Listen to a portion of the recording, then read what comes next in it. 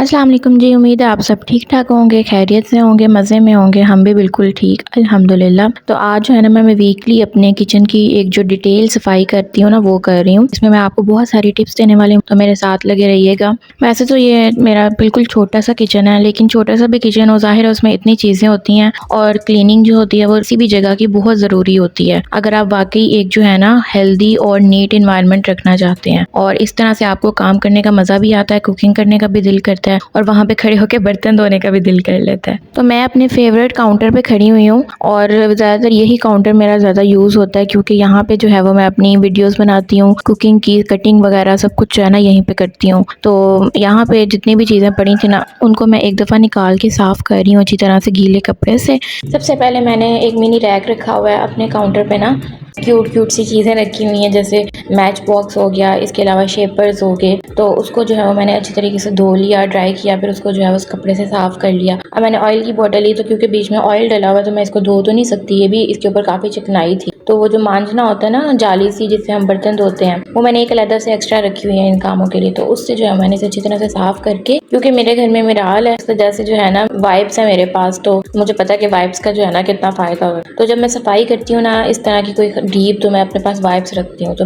پھر میں نے اس سے نا وائپ سے صاف کر لی، تو اس سے ساری چکنائی جو ہے نا اس کی اچھے سے صاف ہو گئی، اور ڈھکن اتار کے میں نے دھو لیا تھا، اور اس کو ڈرائی کر کے تو پھر میں نے آئل کی بوٹل پہ لگا لیا۔ اس طرح یہ ہے کہ آئل میں پانی بھی نہیں گیا، اور آئل کی بوٹل بھی اچھے سے صاف ہو گئی۔ پھر میں اس کو جو ہے وہ ایک برتن سے دوسرے برتن میں شفٹ کرتی، تو وہ آئل آدھا اس میں بھی رہ جاتا، تو اس وجہ سے جو ہے نا زیادہ بہتر یہی طریقہ مجھے لگا۔ پھر اس کے بعد میں نے اپنا چوپر صاف کیا، اس کو میں آج جو ہے نا اندر رکھنے والی ہوں، کیونکہ باہر پڑا نا اس میں بہت ڈسٹ پڑتی ہے اور اتنا یوز بھی نہیں ہوتا ہے۔ تو چوپر کو بھی جو ہے میں نے اچھے سے گیلے کپڑے سے صاف کر لیا تھا۔ اور پھر یہ جوسر ہے، جوسر کا نا اصل میں مسئلہ یہ ہوتا ہے کہ یہ جو اوپر والا ٹاپ والا اس کا ہوتا ہے نا جہاں پہ بلینڈر لگتا ہے، یہ جگہ بہت گندی ہو جاتی ہے۔ اچھا، میرا طریقہ یہ ہے کہ میں تقریباً ڈیلی جو ہے نا ڈسٹنگ کرتی ہوں، ڈیلی جو ہے ان چیزوں کو اچھے سے صاف کرتی ہوں، اور کچن بھی جو ہے نا میں صاف رکھتی ہوں۔ اس میں سب سے پہلی ٹپ یہ آتی ہے کہ جب بھی آپ کچن میں کام کریں نا، تو جہاں پہ آپ کام کر رہے ہیں، جس جگہ پہ کام کر رہے ہیں، جیسے یہ والا کاؤنٹر میرا زیادہ یوز ہوتا ہے، تو اسی وقت آپ کام فنش کرتے ہی ساتھ ہی جو ہے نا اس کو صاف کرتے ہیں گیلے کپڑے سے یا کسی طرح سے، تو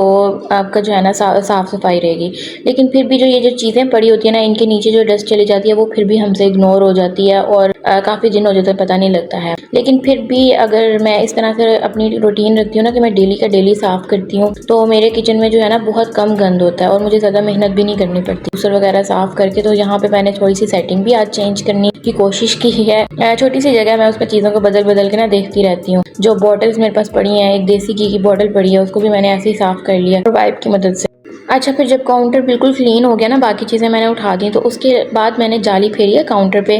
جہاں پہ جوڑ نہیں لگا ہوتا ٹائلوں میں، وہاں پہ اکثر جو ہے وہ مٹی چلی جاتی ہے، تو وہ جالی سے بہت اچھی صاف ہو جاتی ہے، یا پھر چھری کی مدد سے۔ تو میری بہت کم تھی تو میں نے جالی سے بھی نکالی، تو وہ ایزیلی نکل گئی۔ سائڈوں پہ بھی جو جوڑ لگے ہوتے ہیں اور یہ جو کارنرز والی جگہ ہوتی ہیں، تو وہ صفائی جو ہے نا بڑے اچھے طریقے سے ہوگی۔ اور پھر میں نے گیلا کپڑا پھیر کے تو سارا جو کاؤنٹر ہے وہ اچھے سے صاف کر لیا اور سیٹنگ کر لی۔ تو جو منی ریک ہے اس کو میں نے سائڈ پہ رکھ دیا۔ پھر بعد میں منی ریک کو نا میں نے اٹھا کے جہاں پہ چوپر پڑا ہوا تھا اس جگہ پہ رکھ دیا، جگہ بدل دی ہے اس کی بنا، اور چوپر جو ہے وہ میں کہیں اور رکھوں گی۔ ساتھ میں جو چھوٹے سے ہیں ڈیکوریشن پیسز، ان کو جو ہے ان کو بھی میں نے دھو کے رکھا ہے، ان کو میں نے کل ہی ابھی دھویا تھا۔ اور جوسر بلینڈر کیونکہ میرا بہت زیادہ یوز ہوتا ہے گرمیوں میں، تو ویسے بھی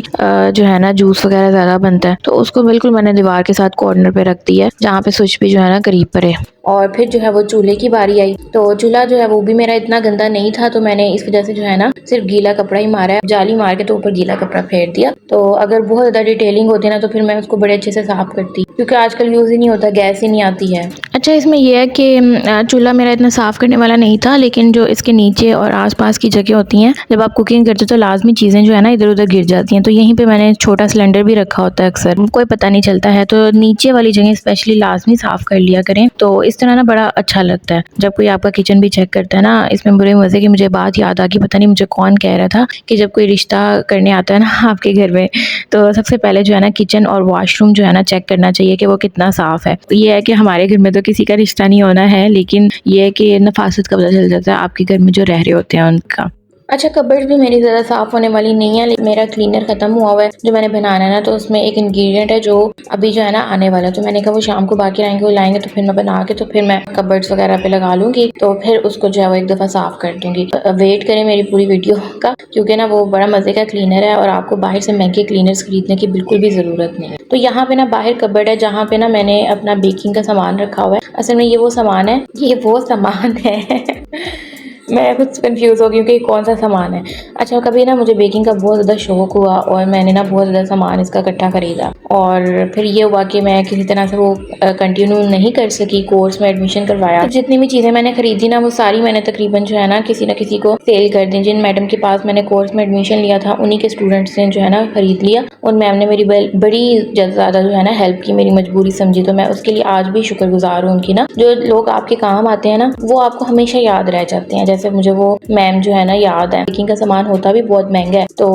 انہوں نے نا میری بڑی ہیلپ کی اس میں۔ تو کچھ سامان جو ہے نا میرے پاس 2-4 چیزیں واپس پڑی ہوئی ہیں، تو ان کو دیکھ دیکھ کے نا ابھی میرا دوبارہ دل کر رہا ہے کہ میں بیکنگ اپنی شروع کروں، کیونکہ مجھے شوق ہے اور ایک نہ ایک دن میں نے کرنی ہے۔ تو میں نے کہا کہ اب میں گھر میں خود سے جو ہے نا ٹرائی کرتی ہوں، کیونکہ آج کل یوٹیوب پہ ہر چیز اویلیبل ہوتی ہے، تو انشاءاللہ جو ہے نا میں بس کچھ سوچ رہی ہوں۔ آج کل میں جو ہے نا میں نے کوئی نہ کوئی ایک چیز خریدنی ہے، ایک بیکنگ اوون اور ایک اور چیز، اس کو سرپرائز ہے آپ لوگوں کے لیے بھی نا کہ میں کیا خریدتی ہوں بیکنگ کے لیے۔ سو جائیں ہم، سو جائیں میرا سو جائیں،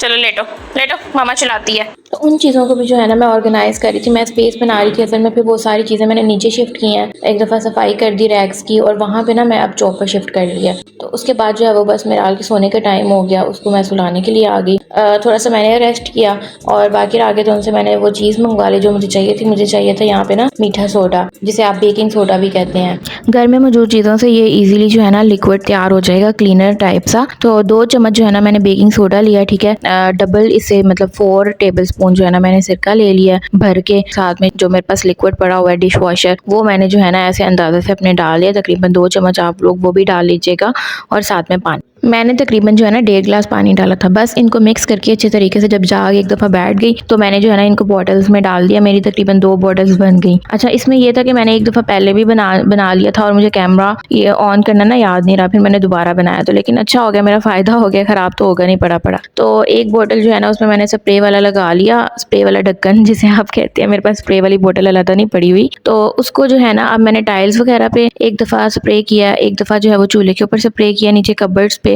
ہر جگہ اسپرے کر دیا۔ تو پھر اس کے بعد جب یہ 15-20 منٹ گزر گیا نا تو میں نے کپڑا پھیر کے تو اچھے سے سب صاف کر لیا، یہ کہ اس سے جو ہے نا میس بھی نہیں کریٹ ہوتا، اسپرے اس کے اوپر کبرڈز وغیرہ پہ ہو جاتا ہے، پانی وغیرہ کا بھی نہیں رولا ڈلتا، اور پھر اچھے سے آپ کی کبرڈز وغیرہ ہر چیز صاف ہو جاتی ہے، اور چولہا بھی بڑا اچھے سے صاف ہوتا ہے اگر آپ نے ڈیپ کلیننگ کرنی ہے چولہے کی، تو وہ بھی آپ اس سے کر سکتے ہیں۔ پھر اس کے بعد میرے پاس ایک ڈیکوریشن پیس پڑا ہوا تھا، اس کے اوپر بہت زیادہ چکنائی ہو گئی تھی، کیونکہ یہ پیچھے چولہے کے پیچھے پڑا ہوتا ہے، اس وجہ سے نا اس کے اوپر جم جاتی ہے چکنائی، تو اس کو بھی میں نے اسی لیکوڈ سے نا اچھے سے صاف کر لیا، اس میں ڈپ کر کے تھوڑا سا پانی ڈال کے، اور ہاتھ سے اس کو مسل لیا تھا، کچھ کپڑے سے مسل لیا، تو یہ بڑا اچھا سے صاف ہو گیا، تو اس کو بھی میں نے اپنی جگہ پہ رکھ دیا۔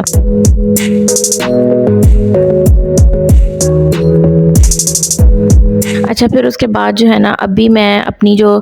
گروسری آپ کہہ لیں یا پھر جو میری چیزیں پڑی ہیں نا کچن کی چیزیں ہیں وہ میں سیٹ کر رہی ہوں، تو وہ باہر کبرڈ میں پڑی تھی جو میں نے صاف کی ہے نا، تو وہاں سے میں یہاں پہ اسے شفٹ کر رہی ہوں، ایک ہی کبرڈ میں نے کہا سب کچھ اکٹھا پڑا ہو، تو ان میں جتنے بھی پیکٹس کھلے ہوتے ہیں نا ان کو میں اسٹیپل کر لیتی ہوں، اس کی وجہ یہ ہے کہ پھر اندر جو ہے نا کیڑے وغیرہ چلے جاتے ہیں، کیڑے آپ کہہ رہے ہیں وہ جو چھوٹی چھوٹی مخلوق ہوتی ہے نا وہ اندر گھس جاتی ہے، اور ساری چیزیں نا ضائع ہو جاتی ہیں، اسپیشلی مسالے، تو میں ان کو نا اچھے سے پن اپ کر لیتی ہوں، ایک دفعہ بند کر کے، چاہے آپ کے پاس ڈبے نہیں بھی پڑے ہوئے تو آپ اس طرح بھی پن اپ کر سکتے ہیں، اور ڈبے نا پھر جگہ بھی بہت زیادہ لیتے ہیں، زیادہ بیسٹ یہی رہتا ہے، تو میں ان کو نا پن اپ کر کے رکھ رہی ہوں، تو میں نے یہ کبرڈ بھی نا اپنی اچھے سے جو ہے نا سیٹ کر لی۔ میرا حال جو ہے وہ اپنا کھیلنے لگی ہوئی ہے، ساتھ ساتھ اس کے بابا بیٹھے ہوئے ہیں اور وہی چائے پی رہی ہیں، تو یہ مانگ رہی ہے تو اس کو مل نہیں رہی ہے اور اس کے منہ بنا کے بیٹھ گئی ہے، تو خیر جو ہے نا بچوں کی اپ برنگنگ بھی آج کل کے دور میں بہت مشکل ہے، اس پہ بھی کبھی بات کریں گے۔ اپنا بہت زیادہ خیال رکھیے گا، اگر ویڈیو پسند آئی ہو تو لائک کر لیں، میرے چینل کو سبسکرائب کر لیں اگر نہیں ہے تو۔ اللہ حافظ۔